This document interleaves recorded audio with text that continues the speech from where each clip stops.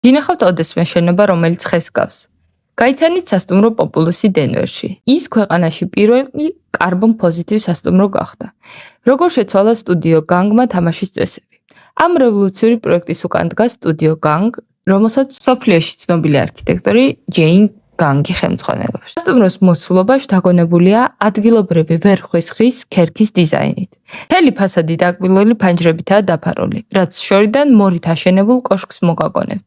ეს ფანჯრები არ არის უბრალოდ დეკორი, მათი ჭკვიანური დიზაინი ცხელ დღეებში ბუნებრივ გაგრილებას უზრუნველყოფს, როგორც დამცავი ფარები, ხოლო წვიმის დროს წყალსატრედი ღარების ფუნქციას ასრულებს. სტუდიო განგმა ყველაფერი გაითვალისწინა მასალების ჩათვლით, ბეტონის გარშში წყლის ნაცვლად გამოიყენეს ნახშირის წვის ნარჩენი, რამაც ნახშირბადის ემისია შეამცირა. ხურავი კი მთლიანად ვერხვის ხეებითაა დაფარული.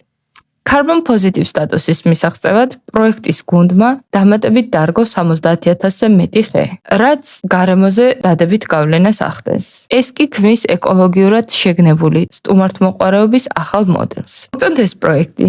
იცნობთ სტუდიო განგს? დაწერეთ კომენტარებში. მეტი არქიტექტურული და დიზაინერული სიახლეებისთვის გამოიწერეთ გვერდი.